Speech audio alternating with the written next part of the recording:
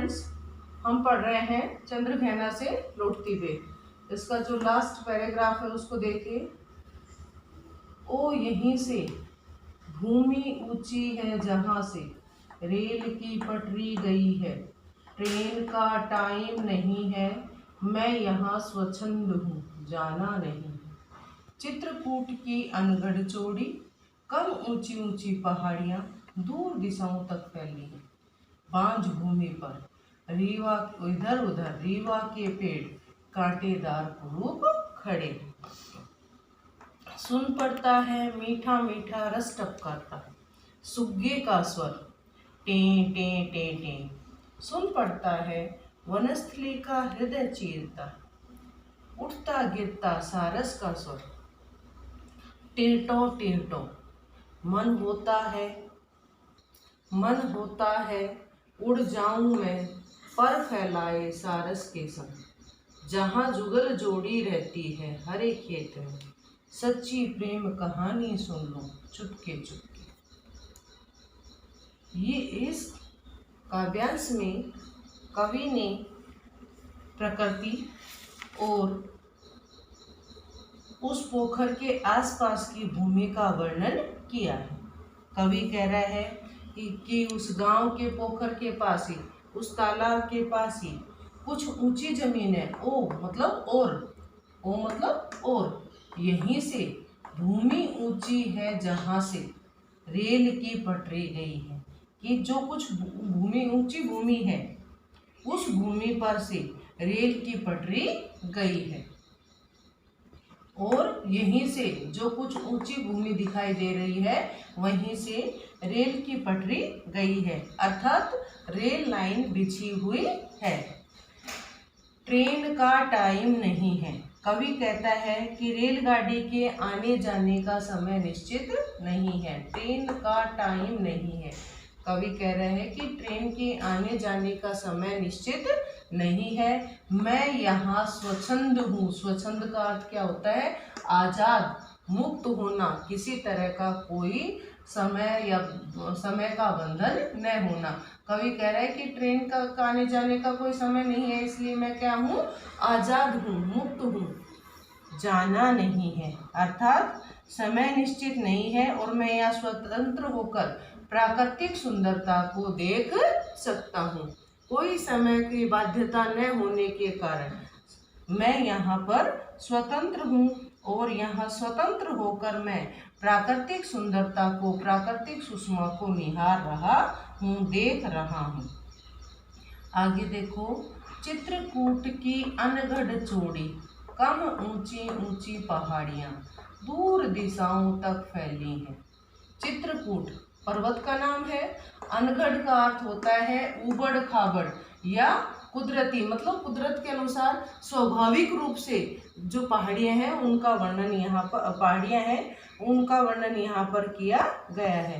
कवि कह रहा है कि इस स्थान के पास में चित्रकूट की अनगढ़, ऊबड़ खाबड़, चौड़ी एवं कम ऊंची ऊंची पहाड़ियाँ दिखाई दे रही हैं, यानी दूर दिशाओं तक फैली हुई है।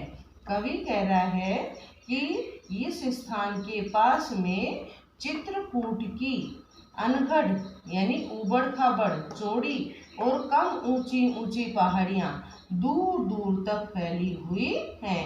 यानी कहने का भाव है कि पास का ही जो स्थान है, इसके पास का ही जो क्षेत्र है वह क्या हो रहा है?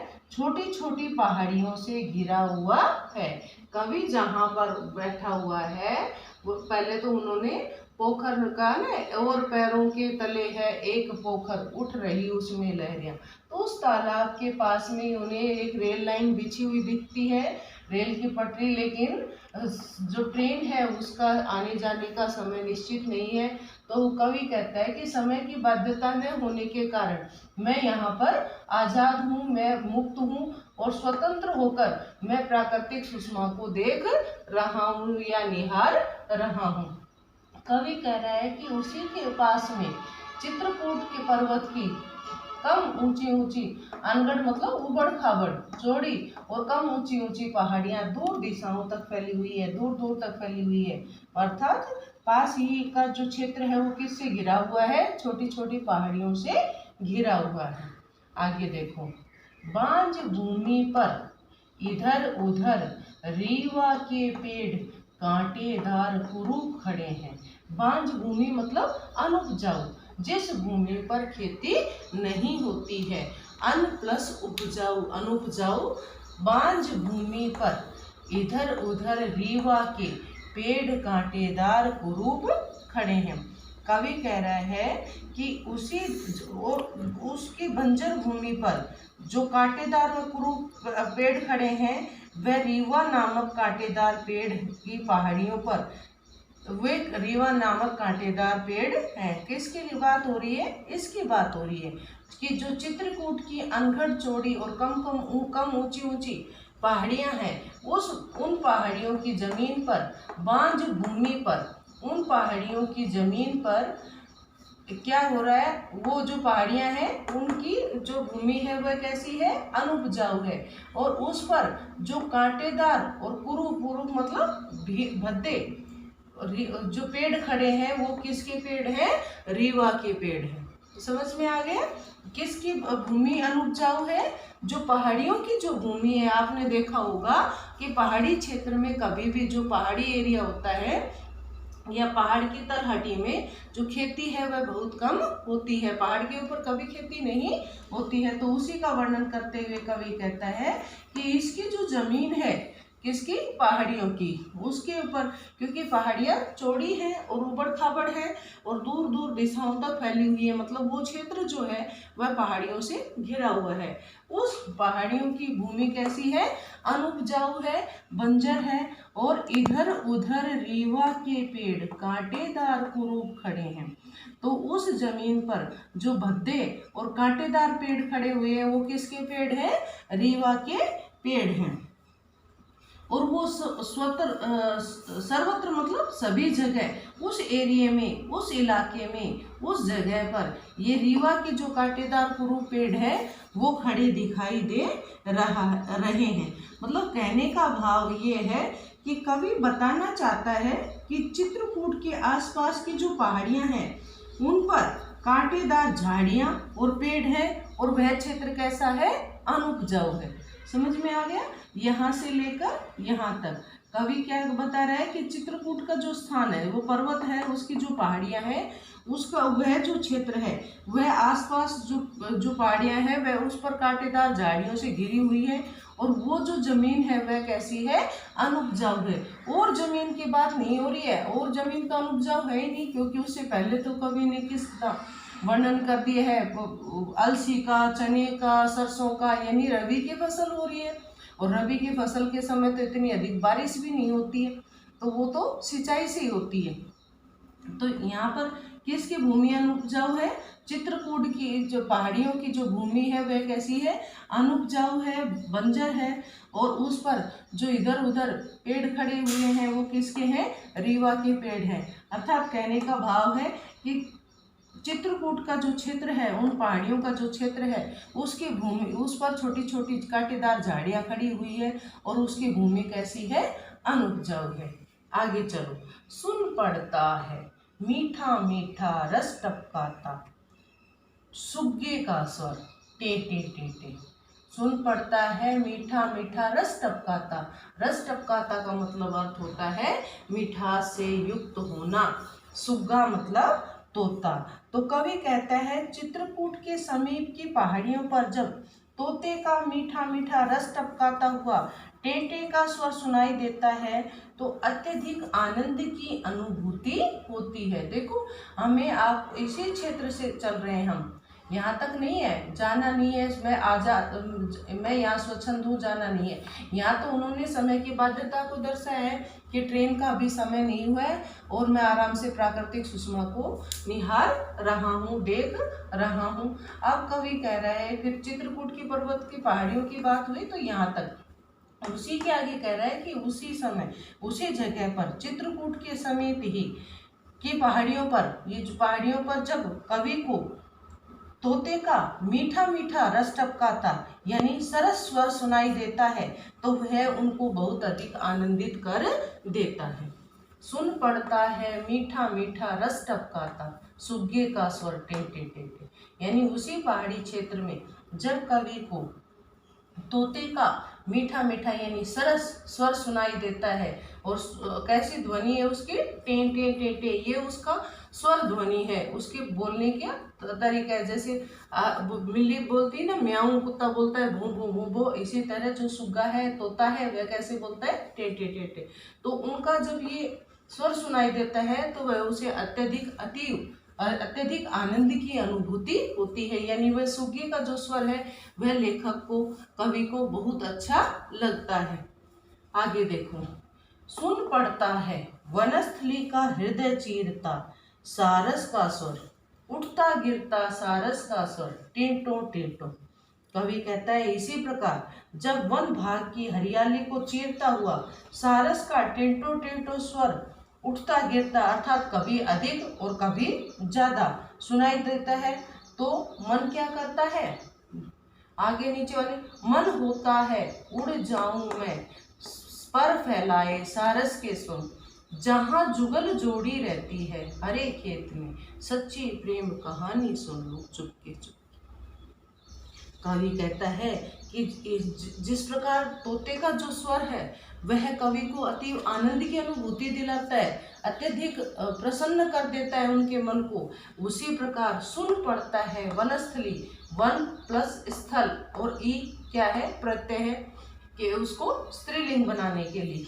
तो वनस्थली मतलब वन का भाग, जंगल, और हृदय चीरता, वनस्थली का हृदय चीरता, हृदय चीरता मतलब दूर दूर तक सुनाई देना, हृदय चीरना मतलब जब वहाँ पर, क्योंकि कवि जहाँ पर है वहाँ वातावरण कैसा है, बिल्कुल शांत है, किसी तरह का कोई शोर शराबा नहीं है, क्योंकि कवि ने कहा भी है कि ये जो स्थान है वह दूर व्यापारिक नगर से, व्यापार के क्षेत्र से यानी शहरी कोलाहल से दूर है और निर्जन है अर्थात सुनसान है।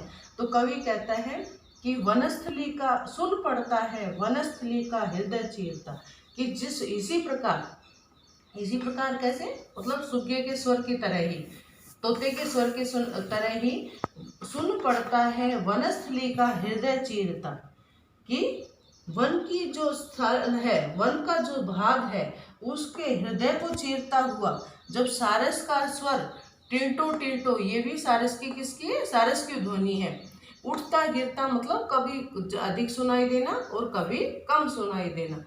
तो जो सारस का स्वर जब सुनाई देता है तो कवि का मन क्या करता है कि उस सारस के साथ मैं भी मुक्त आकाश में, खुले आकाश में उड़ जाऊं, और कहाँ चले जाऊं, और उस हरे खेत में चला जाऊं जहाँ पर जो सारस की जुगल जोड़ी रहती है, यानी जो सारस नर और माता यानी जो दंपत्ति रहती है उसके पास चला जाऊं और उस सारस की सच्ची प्रेम कहानी को चुपके से चुपचाप सुन लूं। देखिए, सुन पड़ता है वनस्थली का हृदय चीरता, उठता गिरता सारस का स्वर टेंटो टेंटो। कवि कह रहा है कि इसी प्रकार जिस प्रकार तोते का स्वर मुझे अति आनंद की अनुभूति कराता है, उसी प्रकार मुझे सारस का स्वर सुनाई देता है। सारस का जो स्वर है वह वन के हृदय को चीरता हुआ, वन के हृदय को चीरता हुआ मतलब वन भाग में दूर दूर तक जब उठता गिरता यानी कभी तेज और कभी मंद कभी मंद और कभी प्रखर यानी कभी धीमा और कभी तेज जो स्वर सुनाई देता है, तो उस स्वर को सुनकर मेरा मन करता है कि मैं भी सारस के साथ उन्मुक्त यानी खुले गगन में स्वच्छंद होकर, आजाद होकर उसके साथ उड़ जाऊं।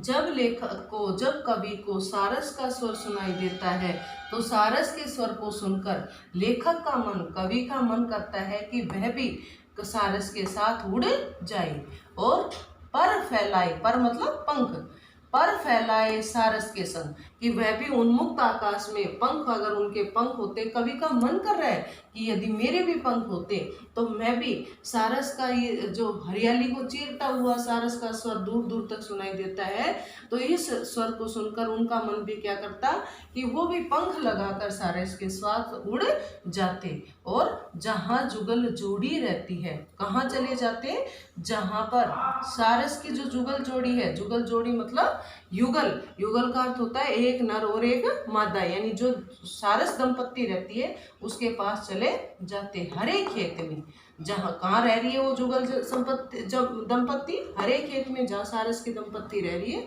वहाँ चले जाते और सच्ची प्रेम कहानी सुन लो चुपके चुपके, और वहाँ जाकर सारस की जो प्रेम कहानी है, उनकी प्रेम भरी बातों को, सच्ची प्रेम कहानी, कवि का मन कर रहा है सच्ची प्रेम कहानी कि उनकी प्रेम भरी बातों को सुन लो, चुपचाप उनकी प्रेम भरी बातों का आनंद लो।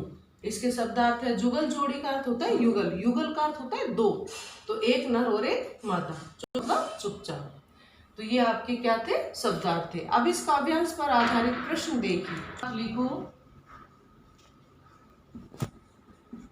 प्रश्न नंबर 2,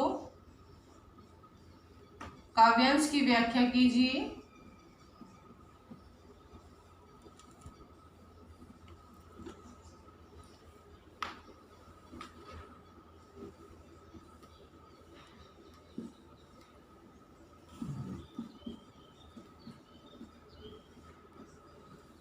इन 2 प्रश्नों को आपको करना है, ठीक है। अगर कोई डाउट हो तो आपको पूछना है। और इस पाठ पर आधारित जो प्रश्न है, बुक जो पीछे दिए गए हैं प्रश्नोत्तर, उनको पहले हम डिस्कस करेंगे, उसके बाद हम उन प्रश्नों के उत्तर लिखेंगे। अगली वीडियो में हम उन्हीं प्रश्नों का डिस्कशन करेंगे, उन प्रश्नों के उत्तर आपको बताए जाएंगे, उसके बाद आपको उन प्रश्नों को करना है। Thank you.